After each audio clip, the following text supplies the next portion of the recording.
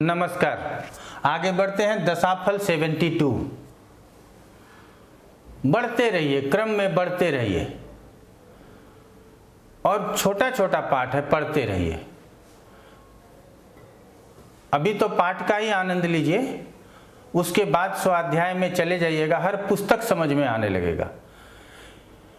कोई भी text book पढ़ेंगे, कोई भी शास्त्रीय बुक पढ़ेंगे, आपको समझ में आने लगेगा। हमको बहुत सारे लोगों ने धन्यवाद दिया, कहा कि पहले कोई किताब पढ़ते थे तो समझ में नहीं आता था, और अब यदि कोई किताब हाथ में लगाते हैं तो वो पूरी तरह से समझ में आता है। तो हम ये जानकारी इसलिए नहीं कि हम बहुत अच्छा काम कर रहे हैं, इसलिए कि आप भी पढ़ कर के देखें, आपको भी समझ में आएगा। आज बात कर रहे हैं शुक्र की महादशा में सूर्य की अंतर्दशा का फल। क्या जरूरी है अलग अलग बताना? मैंने तो 2-4 पाठ में पहले ही बता दिया, लेकिन यदि अलग अलग में बता रहे हैं और उसके बाद फिर उदाहरण में लेकर के चलेंगे, जीवन पर्यंत उदाहरण ही चलेगा। इसलिए जिन लोगों का हमेशा रिक्वेस्ट होता है कि सर एग्जाम्पल में पत्रिका देते रहिए, उन लोगों को कहना चाहेंगे कि पहले ज्योतिष का प्रिंसिपल समझ लीजिए, उसके बाद तो एग्जाम्पल ही चलना है, सारा जिंदगी एग्जाम्पल चलेगा। और हम अपना पूरा अनुभव आपके साथ शेयर करेंगे। हमारा एक ही उद्देश्य है कि हम क्रम से और सभी पाठों को आप लोगों के पास सरलतापूर्वक पहुंचा सकें। तो शुक्र की महादशा है और आज हम लोग जो बात कर रहे हैं अंतर्दशा पर ही बात कर रहे हैं। तो सौम्य ग्रह महादशा नाथ है, अच्छा है। अब पत्रिका में महादशा नाथ कौन है? 6, 8, 12 का स्वामी है। केंद्र त्रिकोण लाभ स्थान दूसरे और तीसरे स्थान का स्वामी है। आगे केंद्र त्रिकोण में बैठा या 6, 8, 12 में स्थित है। इससे आपको पता चल जाएगा कि ये जो मेन दशानाथ है, इसका सहयोग आपको कितना मिलेगा। बाद बाकी हम बहुत पाठों में बता चुके हैं कि महादशानाथ आपको ही परिवर्तित कर देता है, समय तो बाद में परिवर्तित होता है। तो सूर्य और शुक्र ये दोनों आपस में मित्र नहीं हैं। उसके बाद भी क्या दशा अच्छी हो सकती है? हो सकती है। ध्यान रखना होगा, क्या सूर्य केंद्र के स्वामी हैं? तो केंद्र के स्वामी अशुभ ग्रह हैं तो शुभ फल देंगे। नैसर्गिक रूप से शत्रु हैं, क्या तात्कालिक रूप से मित्र हो गए? तो मित्र शत्रु सम हो गए। अब जो रिजल्ट देना है, जहां बैठे हैं उसका पर्याप्त रिजल्ट देंगे, खराब रिजल्ट देंगे। इसलिए नहीं कि सिर्फ शत्रु हैं, इसलिए कि 6ठे 8वें 12वां का स्वामित्व रखते हैं या वहां स्थित हो गए हैं। सूर्य को अष्टम का दोष नहीं लगता, जानते हैं। लेकिन ये कहां काम आएगा कि यदि सूर्य अष्टम का स्वामी है और किसी भी भाव में बैठा तो अष्टम के स्वामी होने की वजह से उस भाव में पीड़ा नहीं देगा। बाकी यदि सूर्य 6ठे 8वें 12वें में स्थित हो गया तो अपने कारकत्व की हानि कर देगा, तो अपने दशाओं में फल क्या मिल देगा। और 6ठे 8वें 12वें में बैठा है तो 6ठे 8वें 12वें का फल आपको भोगना ही पड़ेगा। और केंद्र त्रिकोण में बैठा है तो केंद्र त्रिकोण के फलों का उम्मीद करें। तो क्या अंतर्दशानाथ सिर्फ स्वतंत्र रूप से ही फल कर जाता है? आपके मन में यह प्रश्न आता होगा। तो हम कहेंगे नहीं, अंतर्दशानाथ को समझना है आपको, वो किस स्थान में स्थित है, और जिस स्थान में स्थित है उसका फल तो करेगा ही, साथ में जिन ग्रहों के साथ स्थित है उससे भी प्रभावित होकर के फल करेगा। परिस्थिति जन्य उन ग्रहों का भी फल करेगा, क्योंकि उसके साथ है। संगत से गुण होते हैं, संगत से गुण जात। सूर्य कहीं भी हो, उसके ऊपर जिसकी दृष्टि है उसका भी फल करेगा। तो यहां पे हम आप लोगों को एक संक्षेप में बताना चाहेंगे। लोग कहते हैं कि अच्छा फल करेगा, हम यहाँ नॉट गुड लिखते हैं, नॉट गुड लिखते हैं, नॉट गुड लिखते हैं। हम यहाँ भी गुड लिख दिए, यहाँ भी गुड लिख दिए, यहाँ भी गुड लिख दिए, यहाँ भी गुड लिख दिए, यहाँ हम वेरी गुड लिख देते हैं, यहाँ वेरी गुड लिख देते हैं, और यहाँ हम कह देते हैं कि चलो मिश्र फल अर्थात कॉमन रिजल्ट करेगा, और यहाँ भी वेरी गुड लिख देते हैं।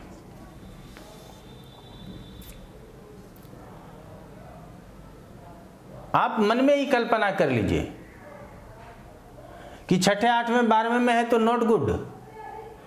अब यहाँ छठे 8वें में 12वें है और छठे 8वें 12वें का ही स्वामी है, आपस में एक दूसरे के घर में चले जाते हैं, सूर्य छठे 8वें का स्वामी होकर छठे में आ जाए तो हर सरल विमल राजयोग बन गया, तो चलो रिजल्ट अच्छा मिल जाएगा। लेकिन अगर ये स्थिति नहीं बनती है तब क्या होगा? तब आपको इसके कमजोर परिणाम दिखाई देंगे। अब यहाँ ऐसी स्थिति में और कौन सी स्थिति होगी जो सबसे खराब होगी? तो यहाँ सूर्य यदि शत्रु राशि का हो जाए, यहाँ सूर्य यदि नीच राशि का हो जाए तो ये स्थिति और खराब होगी। तो इसको समझना ज्यादा जरूरी है कि कहाँ हम पहले समझ सकते हैं, क्योंकि किसी भी लगन की पत्रिका आपके सामने आएगी, अगर हम 12 लग्नों में और अलग अलग भावों में सूर्य को रख करके और शुक्र को रख करके और अलग अलग ग्रहों को रख करके बताना शुरू कर दिए तो 2000 पाठ हो जाएगा कम से कम। उसके बाद भी आपको लगेगा कि अब कंफ्यूज हो गए। इसीलिए इसको समझिए हम जिस तरह से बताना चाहते हैं। एकादश स्थान में किसी भी ग्रह का स्थित होना अच्छा, उसके कारकत्वों की वृद्धि हो जाती है और एकादश की भी वृद्धि हो जाएगी, सूर्य जैसे ग्रह गए हुए हैं, और ये लाभ का स्थान है तो हमको फल अच्छा करेगा। तो हमेशा ज्यादा हमको फोकस किसके ऊपर रहना है? अंतर्दशानाथ के ऊपर, अर्थात यहां जो हमने ये सूर्य लिखा इसके ऊपर ज्यादा फोकस रहना है। अब जो युति है वहां युति किसकी है? सधर्मी ग्रह की है या विधर्मी ग्रह की है? तो आप सधर्मी और विधर्मी को कैसे समझेंगे? तो साधारण में यदि समझना चाहते हैं तो यदि नैसर्गिक रूप से इसके मित्र ग्रह हैं तो वो सधर्मी हो गए। एक प्रभाव इसका आएगा, दूसरा प्रभाव आएगा, चलो मित्र नहीं है तो दूसरे कोई ग्रह हैं, तब वो संबंधी ग्रह हो गए। अब वो ग्रह जिसके साथ संबंध बना रहे हैं छठे 8वें 12वें के स्वामी है क्या? शनि मंगल है क्या? कौन है? तो जैसे ही इन सभी बातों को आप अपने मन के अंदर आने देंगे, रिजल्ट आपको पत्रिका स्वयं कहने लगेगा। चतुर्थ में है तो क्या रिजल्ट कहें? तो यहां चतुर्थ के रिजल्ट का समावेश करना ही पड़ेगा। अष्टम में है तो क्या रिजल्ट कहें? तो अष्टम के रिजल्ट का समावेश करना पड़ेगा। षष्ठेश के साथ है तो रिजल्ट क्या कहें? तो षष्ठेश अर्थात छठे के भी रिजल्ट को समावेशित करना पड़ेगा। कोई ग्रह है तो उसके स्वतंत्र कारक तो क्या है, उसको जान करके उसके रिजल्ट को भी समावेशित करना पड़ेगा। तभी तो सुबह अच्छा और शाम को कभी कभी बुरा रिजल्ट मिल जाता है। तो हम जो अलग अलग ये शुक्र में सूर्य आगे चंद्रमा भी आएगा, मंगल भी, सब इसलिए बताना चाहते हैं। और आप लोग जितना भी जो रेगुलर देख रहे हैं उनको पता है कि हर पाठ विशेष है। हम थोड़ी थोड़ी विशेष चर्चा सब में कर देते हैं। तो यहां आप लोगों को सबसे पहले ये जानना जरूरी कि अंतर्दशानाथ कौन। दूसरे नंबर पे ये जानना जरूरी कि अंतर्दशानाथ का गुण स्वरूप कैसा। तीसरे नंबर पे ये जानना जरूरी कि अंतर्दशानाथ जिस स्थान में स्थित है उस स्थान से फल क्या मिलता है। चौथे नंबर पे ये जानना जरूरी कि जिस ग्रह के साथ है उस ग्रह का गुण स्वरूप कैसा। पांचवें नंबर पे ये जानना जरूरी कि अंतर्दशानाथ जिस भाव के स्वामी के साथ है, जो ग्रह है वो तो किसी न किसी भाव का स्वामित्व रखता होगा, राहु केतु नहीं रखता, तो उसके फल अलग से हम बताते हैं। तो जिस भाव का स्वामित्व रखता है उस भाव का फल कैसा, अगर इतना चीज ही ध्यान में रख लिए तो रिजल्ट पे कोई प्रभाव नहीं, रिजल्ट साफ साफ स्पष्ट दिखेगा और बता सकेंगे। उसके बाद तो देश काल परिस्थिति, ये हमेशा आपको ध्यान रखना पड़ेगा कि आप किसकी पत्रिका देख रहे हो, हिंदुस्तान की पत्रिका देख रहे हो या कोई अब्रॉड में है या किसी विदेशी की ही पत्रिका देख रहे हो, फॉरेनर्स की ही पत्रिका देख रहे हो। अब हिंदुस्तान में भी अलग अलग राज्यों की अलग अलग परिस्थितियां हैं, अलग अलग समस्याएं हैं। क्या आप उन सारी बातों को जानते हो? हमने कहा सर समझना आसान है, लेकिन नित्य प्रयास करना होगा और हर क्षेत्र में करना होगा। ये नहीं कि हम ज्योतिष के प्रिंसिपल को सीख लिए तो हम ज्योतिष हो गए, नहीं, आपको देश दुनिया के विषय में भी जानना होगा। अगर उसको नहीं जानेंगे तो आप कैसे तारतम्य बिठाएंगे ज्योतिष सिद्धांत और देश काल और परिस्थिति से? तो सबसे पहले यह जानना जरूरी कि ज्योतिष सिद्धांत क्या कहता है, उसके बाद ही देश काल परिस्थिति का नंबर आता है। और इन दोनों के साथ तारतम्य बिठा करके जब आप किसी की भी पत्रिका को कहेंगे तो निश्चित रूप से फल अच्छा मिलेगा। अब एक साधारण फल बता देते हैं।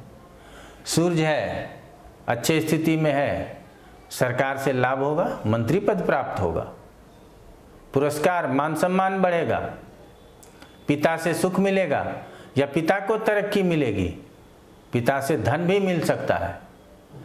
अगर पीछे से बीमार चल रहे हैं, सूर्य अच्छे स्थिति में है तो यहाँ स्वस्थ होने की संभावना है। सूर्य पंचमेश है तो संतान की बात करेगा यदि संतान उत्पत्ति का समय है। सूर्य दशमेश है, करियर में तरक्की देगा। और यही सूर्य यदि 6, 8, 12 में है, पीड़ित है, तो सरकार से पद नहीं, मंत्री पद नहीं, सरकार से अपमान प्राप्त हो, राजदंड भोगना पड़े, अर्थात सरकार से किसी न किसी तरह से पीड़ा भोगना पड़े। कोर्ट केस बहुत दिन से चल रहा था, सूर्य की दशा आते ही डिसीजन हो गया और 6 महीने की जेल हो गई, 5 साल की जेल हो गई और अब हमको काटना पड़ेगा, अब हम नहीं बच सकते। सूर्य की दशा आई थी, हमारे पिताजी अच्छे खासे चल रहे थे, बीमार हो गए या उनका जाना भी संभव है। सूर्य की दशा चल रही थी, हमारा ठीक ठाक स्वास्थ्य था, सूर्य पत्रिका में पीड़ित है, हम अस्वस्थ हो गए। कहते हैं लोग बड़ा अच्छा स्वास्थ्य था, देखो अभी क्या हो गया। तो ये कोई भी चीज निश्चित नहीं है, इसीलिए दशा भी तो परिवर्तनशील है ना। सूर्य में फिर प्रत्यंतर दशा 9 ग्रहों की, फिर किसी एक प्रत्यंतर में 9 ग्रहों की सूक्ष्म दशा, फिर एक सूक्ष्म दशा में सबकी प्राण दशा। ये क्रम है, ये चलेगा और रिजल्ट यहीं से आएगा। तो इसीलिए कहते हैं कोई भी चीज स्थिर नहीं है, आज सुख तो कल दुख। लेकिन वो क्या सुख बताना है या दुख बताना है, कौन बताएगा? अंतरदशानाथ बताएगा। इसीलिए तो अंतरदशानाथ को हम अलग से पढ़ा रहे हैं और बहुत अच्छा प्रयास कर रहे हैं और हम उम्मीद करते हैं कि आप लोग सीख भी अच्छा रहे होंगे। 73 में आएगा शुक्र में चंद्रमा, वहां भी आप लोग पढ़ेंगे। पीछे का भी सारा पाठ पढ़ते रहिए, क्रम से पढ़ के यहां पहुंचिए। जरूरी नहीं कि आज पाठ आया तो आज ही पढ़ लीजिए। अब ये पाठ आ गया, ये आपके लिए उपलब्ध है, कभी भी पढ़ सकते हैं, लेकिन क्रम से पढ़ेंगे तो 100% लाभ मिलेगा। और आपको जब लाभ मिलेगा तो हमको धन्यवाद तो मिल ही जाएगा। कोई परेशानी हो, जब तक सामर्थ्य है, जब तक आप लोगों का सहयोग कर पाते हैं, कर रहे हैं। संपर्क करना ही आपका काम है। आज इतना कहेंगे। आप लोगों का बहुत बहुत धन्यवाद।